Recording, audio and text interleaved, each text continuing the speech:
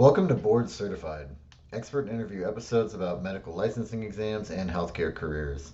I'm Tyler, founder of Achievable, and we offer affordable adaptive online prep courses for the USMLE Step 1, MCAT, PTCE, NPTE, and others.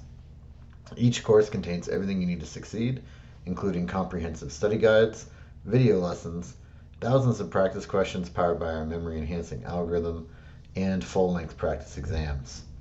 You can get a free trial of any course by going to achievable.me. And if you like it, be sure to use the code podcast to save 10%. All right, let's dive in.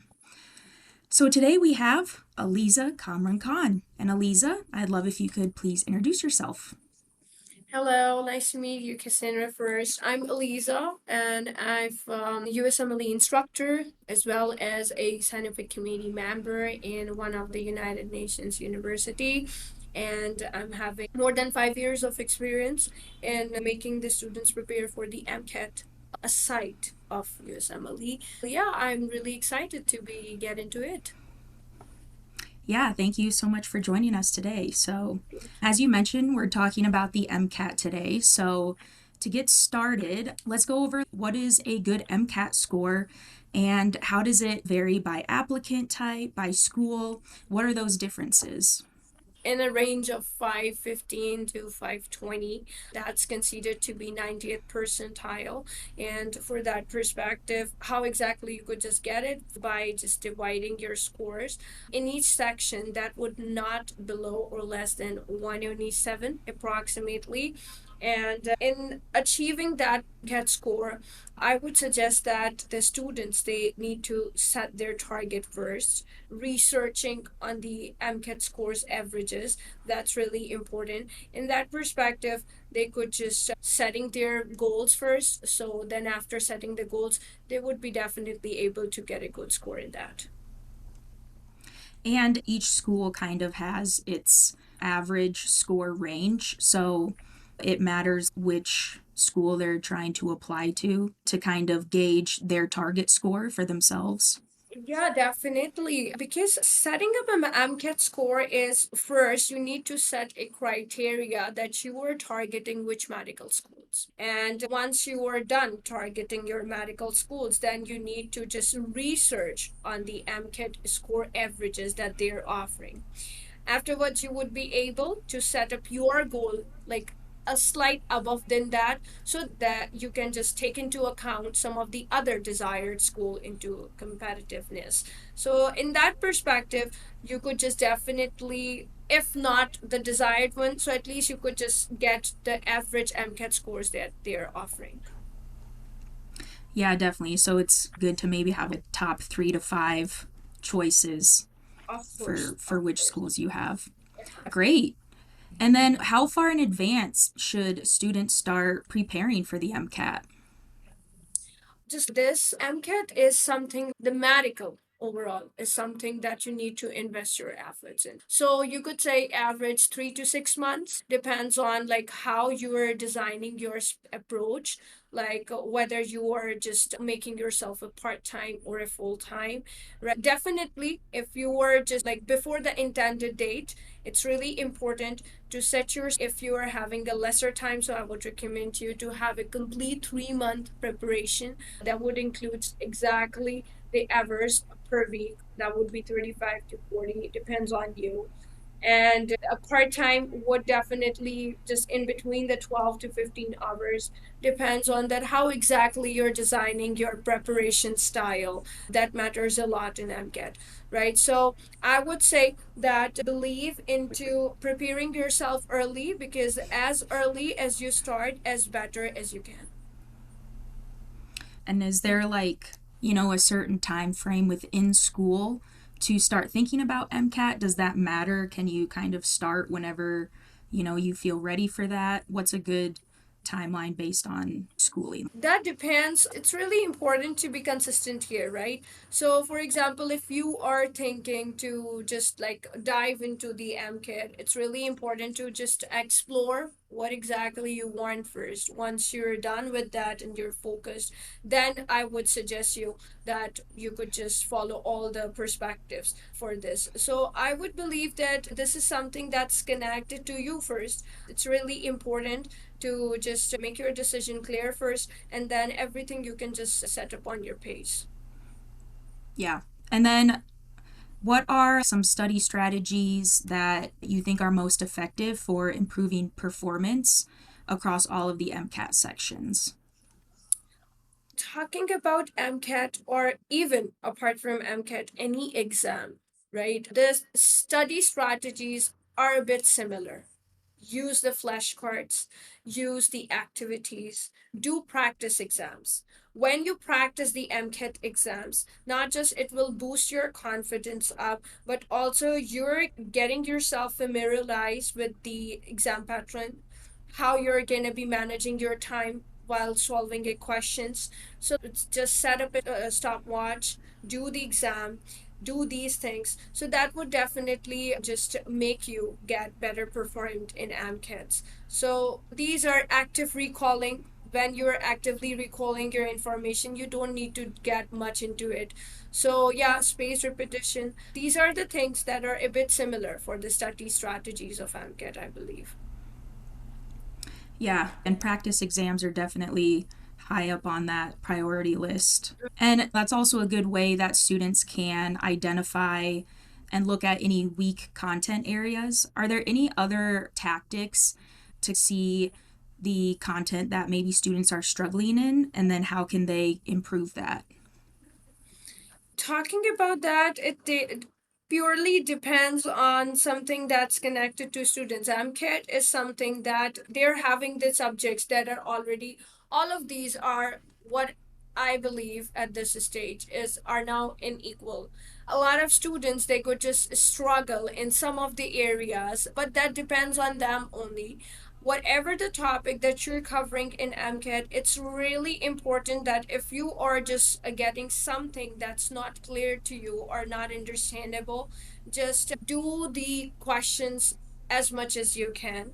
Because what happens is that at this stage, students they just don't to invest their time practicing questions. They would rather just considering the topics theoretically and not practically. In that perspective, like they just somehow missed some of the content that is very crucial to be prepared for. So I think that these are some of the ways in which students could just cover all the things together. Yeah, and I do think when you prepare for the MCAT, you've taken some of these classes already in school, so Of you can course. almost identify your weaknesses then and maybe Yeah, focus on that when prepping for the MCAT. definitely.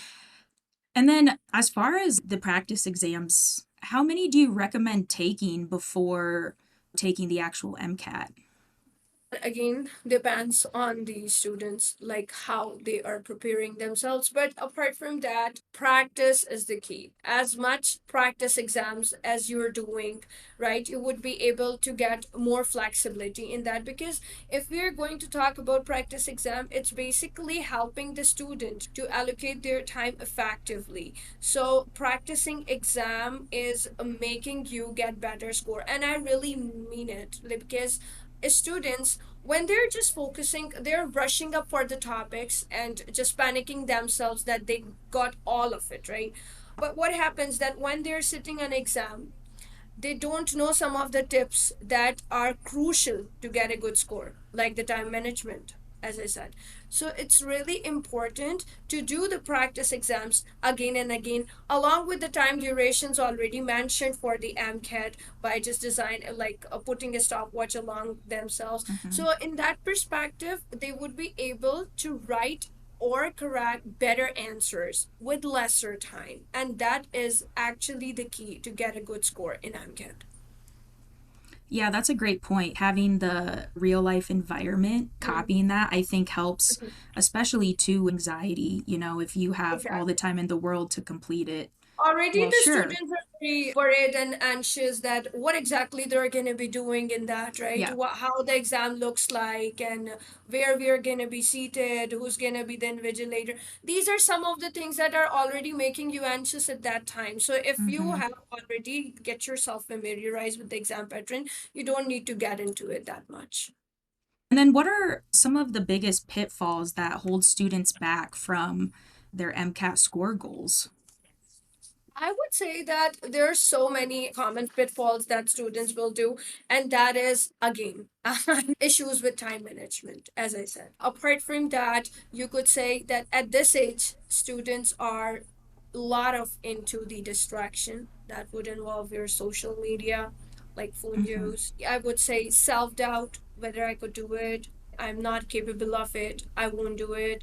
You could say inadequate preparation. I must say a lot of students, they don't like take MCAT that much seriously, not putting that much efforts, and then after getting the results they got, oh, how I got this, right? Or I would say that unrealistic goal setting, that's important too. Apart from that, some of the students, they're gonna have some of the issues that's connected personally that would indirectly impacting their academic performance. These are some of the pitfalls that making you having a lower score in MCAT. And apart from that, I would say and I believe that at this age, students are far more have that belief that I could do it and I know everything. And in that perspective, they're not just putting their efforts, rather using the social medias again and again. So once you're setting yourself for MCAT, try to devote your time for it too. Only then you would be able to get good marks. Yeah. And you mentioned a few times, there's this mindset behind it too of kind of believing in yourself and really going for it. Is there anything other than that? And I know you just mentioned quite a few, but anything that you've seen either with yourself or with some students that this one thing really changed the game for them with their MCAT prep and then their MCAT scores? I would say that preparation for it, that's really important. Apart from all the things related to your persona, it's really important to have classes regularly, review the materials regularly, do the academic activities as much as you can, and of course take a lot of free courses so that they would be able to get a good scores in that, because these are some of the things already. Once you are done with yourself, then now this is not enough for getting a good score, so only you can get the good score once you're prepared for it. So preparation is really important. Now that depends whether you're using any kind of activity to make yourself prepared for it, but I would say that taking classes or be actively recalling your information, doing the practice exams, these are some of the things that would definitely a game change for students for the MCAT. Do you have any final thoughts or anything that you want to say before we wrap up? I would say that whether it's any kind of testing, it's really important that once you're going to be setting yourself up for it, then set up with a proper, targeted, structured approach rather than just randomly deciding whatever you wanted to do and afterwards just like juggling with your decision that why I've done with it. So it's really important and be consistent with your academic performance and you're all set whatever you wanted to achieve. Wonderful. Great. Well, this has been Board Certified, hosted by Tyler and Cassandra from Achievable with Aliza Kamran Khan. And Achievable has great online courses for the USMLE Step 1, MCAT, PTCE, and NPTE. You can try them out for free at achievable.me.